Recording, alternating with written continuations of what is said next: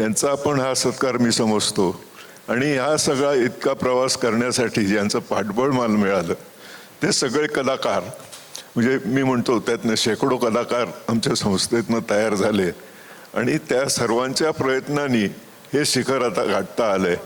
आधी मी इथं बोलवलेले हे जे माझे मित्र आहेत तिथं काही प्रेक्षकामध्ये देखील दिसत आहेत मला, पण प्रथम मी पद्धतीप्रमाणे आणि मला जे मनापासून वाटतं की आज जो हा मला सत्कार, आता 58वा हा बालगंधर्व रंगमंदिर परिवाराचा आहे, हा मानपत्र जो आहे, हा जो सत्कार आहे तो मला 85व्या वर्षी मिळाला. म्हणजे इतके वर्ष काय होईना लोकांनी माझी जाणीव ठेवली, त्यातच सगळं आलं. स्टेजवर जेवढे आता लोक बसलेले सगळे मोठे मोठे लोक आहेत. माझ्या शेजारी जे बसले त्यांच्या मुखातनं तर रसवंती वाहते. उल्हासदादांना आपण सगळे ओळखता. आणि मुख्य म्हणजे सर्वच जितके इथं बसलेले महानुभाव, सगळे जितके VIP हे सगळे जे आहेत त्यांना सादर प्रणाम करतो. रंगमंचाला मी प्रथम प्रणाम करतो, आमच्या रसिक प्रेक्षकांना प्रणाम करतो. आणि याच्यानंतर मी काय 2-4 शब्द बोलणार आहे ते सांभाळून घ्या, कारण काय 50-51 वर्ष स्टेजवर जरी काम केलं तरी भाषण करण्याची फक्त 2-3 वेळा अशी सार्वजनिक भाषणाची मला संधी मिळाली. ते एकदा आमचा बिर्ला मातोश्रीला शो होता, जैन मित्रमंडळाचा शो होता. इंटरव्हलपर्यंत आमची 4-5 गाणी मनसमोर झाली. इंटरव्हल नंतर सगळं मंडळ बसलं, पडदा उघडला आणि मला मेलडी मेकर्सचा प्रतिनिधी म्हणून तिथं स्टेजवर बसवलं. त्यानंतर त्या मंडळाने त्यांचं गुजरातीमध्ये सगळी भाषणे एकेकाची, मग तो अहवाल त्यांचा, त्यांचे आभार प्रदर्शन सगळं होता होता जवळजवळ 40 मिनटं त्या लोकांनी खाल्ली सगळी. आणि ते शेवटच्या माणसाचं भाषण झाल्यावर मी उभा राहिलो की चला आता सुटलो म्हणून, तर त्यांनी लगेच माईक पुढे हवे अशोक कुमारजी 2 शब्द बोलचंय. आता हे त्यांचं गुजरातीत भाषण चाललेलं आणि माझ्या हातात माईक दिला आणि मी एकूण परिस्थिती पाहिली. म्हटलं तर कार्यक्रम किती वेळ करायचा. मी फक्त उभं राहून त्यांना एवढं म्हटलं 1 आणि 2 प्रोग्राम सुरू थायचे बस. ते लोकांनी टाळ्या वाजून खूप चांगला रिस्पॉन्स दिला. तर आज जर आता मी बोलताना जास्त बोलायला लागलो तर मला टाळ्या वाजवून कळवा, मी तिथे थांबेन. बालगंधर्व रंगमंदिराशी मेलडी मेकर्सचं नातं किती निगडीत आहे याबद्दल 4 शब्द आधी बोलणार आहे. आणि 50 वर्षाच्या उपलब्धी, 60 वर्षाच्या उपलब्धी सांगताना जर 10-10 वर्षामधले 3-4 प्रसंग प्रत्येकी सांगितले तरी त्याच्यामध्ये 1 तास जाईल, तेव्हा ती वेळ नाही. पण बालगंधर्वशी माझं जे निगडीत नातं आहे त्याबद्दल मात्र नक्की बोलतो. बालगंधर्व रंगमंदिर 1968 साली सुरू झालं. त्याच्यामध्ये आचार्य अत्रे, पु ल देशपांडे, ग दी माडगूळकर सगळे प्रवृत्ती आपण ओळखतो. सगळ्यांनी प्रयत्न केले. सगळे इंडियामध्ये, भारतामध्ये सगळीकडचे रंगमंदिर पाहून ही वास्तू उभी राहिली. आणि ज्यावेळेला ती उद्घाटनाची तारीख आली त्यावेळेला पेपरमध्ये आपल्या कॉर्पोरेशनतर्फे जाहिरात आली की आता हे उद्घाटन होणार आहे आणि ज्यांना आता पुढं बुकिंग करायचं असेल थिएटरचं त्यांनी इथं कॉर्पोरेशनमध्ये त्याची फी भरणा करून त्याप्रमाणे बुकिंग सुरू होणार आहे, तर ते व्यवस्था पाहावी. तर आमचे मित्र सुहासचंद्र कुलकर्णींनी ती जाहिरात पाहिल्या जाऊन पहिल्यांदा पैसे भरले. तर बालगंधर्व रंगमंदिराची पहिली बुकिंगची पावती 0001 मेलडी मेकर्स आहे. त्यानंतर पहिला कार्यक्रम आम्हाला मिळेल असे आशेत होतो. तर इथं सबनीस मॅनेजर होते, त्यांनी आम्हाला फोन करून बोलवून घेतले. ते म्हटले ठीक आहे तुम्हाला मी पहिली तारीख दिलेली आहे पण आता थोडा फरक होतोय. म्हटलं आता काय झालंय. ते म्हटले की आचार्य अत्रेंची अशी यांची भावना आहे की हे रंगमंदिर आता पुण्यात सुरू होते, त्याला कुठंतरी देवाचं किंवा संतांचं असं नामस्मरण करून ती सुरुवात करूया. तर तुमची तारीख आम्ही आता दुसरी बदलून देतो. ही त्यांना आम्ही पहिल्या आठवड्यामध्ये आम्ही आता त्यांना तारीख देतो. आम्ही म्हटलं ठीक आहे, योग्य आहे आपला सल्ला. त्यांनी पहिल्या आठवड्यामध्ये प्रीती संगमचे आचार्य अत्रेंचे प्रयोग लावले. त्यानंतर महाराष्ट्र नाट्य परिषद, महाराष्ट्र रंगभूमीचे शिलेदार, जयमाला शिलेदार आणि ह्या सगळे शिलेदार मंडळी, कीर्ती शिलेदार किंवा यांचे स्वयंवर, मानपमान ही नाटकं. आणि आम्हाला पुढच्या महिन्यातला एकदम तारखा देताना मात्र 2 दिल्या. कार्यक्रम सुरू झाल्यानंतर इथं त्यावेळेला ट्रीटमेंट ह्याची म्हणजे साऊंड ट्रीटमेंट दिलेली नव्हती. त्यामुळे लोकांना, वरच्या बाल्कनीतल्या लोकांना आणि पुढच्या लोकांना देखील डायलॉग काय कळत नव्हते. हा एक फॉल्ट राहिला होता, कारण नवीन वास्तू होती, त्यात ती सिस्टीम बसवलेली नव्हती. त्यावेळेला आमचा मग जेव्हा प्रयोग झाला, जवळजवळ एक पुढच्या महिन्यात म्हणजे 3 आठवड्यानंतर झाला, त्यावेळेला आम्ही तिथं आमची स्वतःची सिस्टीम वापरली. आणि ती सिस्टीम आम्ही इथं या कोपऱ्यात, वरच्या विंगेमध्ये या कोपऱ्यात इथे, म्हणजे इथनं साऊंड आणि लाईट ऑपरेटर होते, तिथं ती लावली आणि अप्रतिम शो झाला आणि नीट ऐकायला आली. तर सबनीसांनी आम्हाला विनंती केली की आता हे आम्ही सुरू करू हे काम याचं, तोपर्यंत तुमची सिस्टीम आम्हाला वापरायला द्या.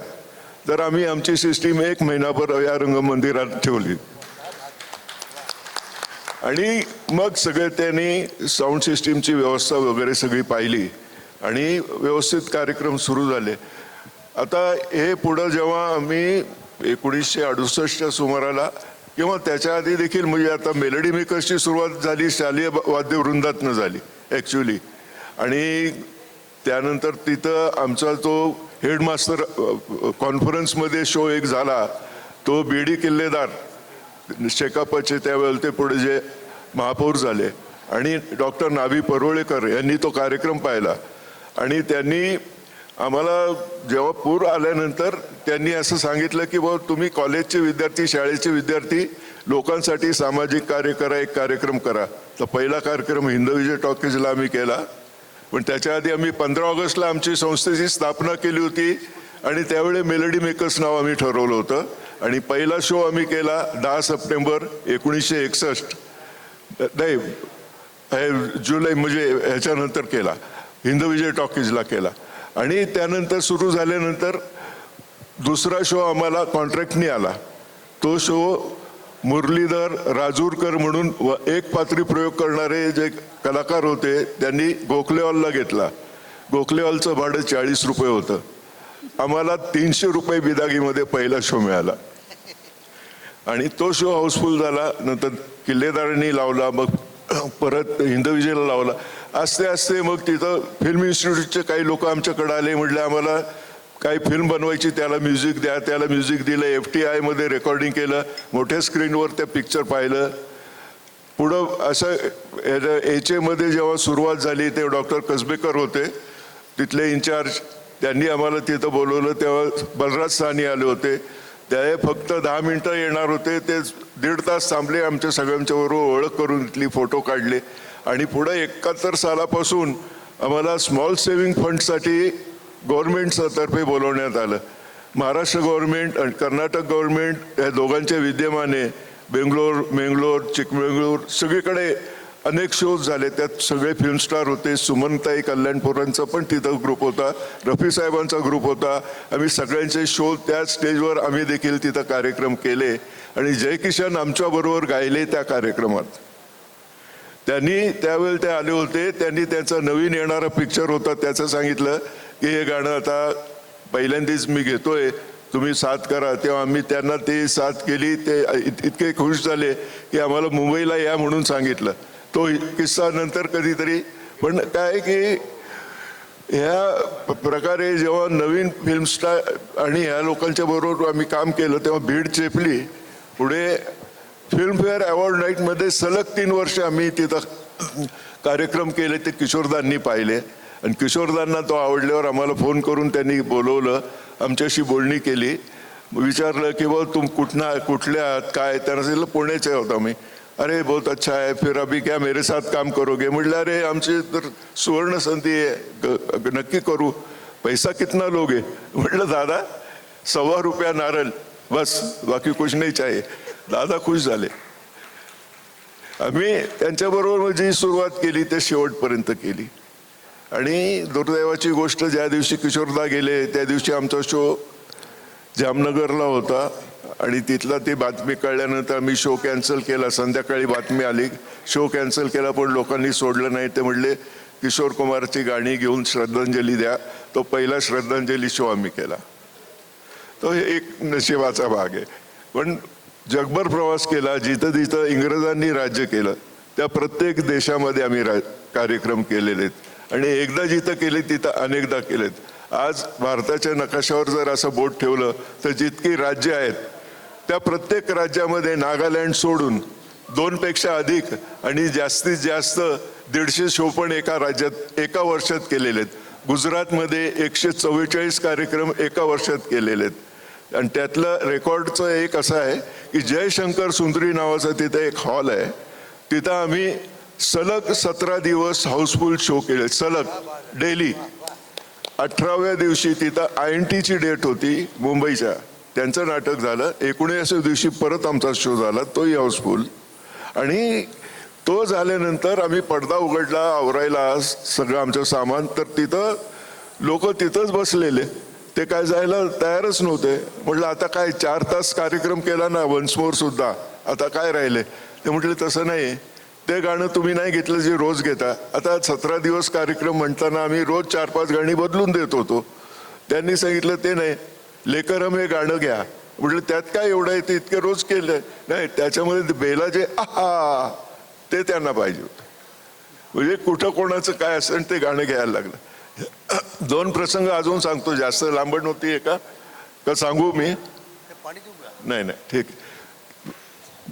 इथं सोलापूरला एकदा आणि बडोद्याला एकदा आम्ही ते शेरावाले गाणे जे आम्ही घेत होतो, चंचलनी गायले तुमने मुझे बुलाया, त्या गाण्यानंतर कार्यक्रम संपल्यानंतर प्रेक्षागृहामध्ये मागं एक बाई अंगात आल्यासारखं वारं आल्यासारखं होते. तिच्याबरोबरचे लोक आले, त्यांनी सांगितलं की हे गाणं घेतल्यावर तिला असं होतं, तर तुम्ही ते गाणं परत घ्या म्हणजे ते उतरेल.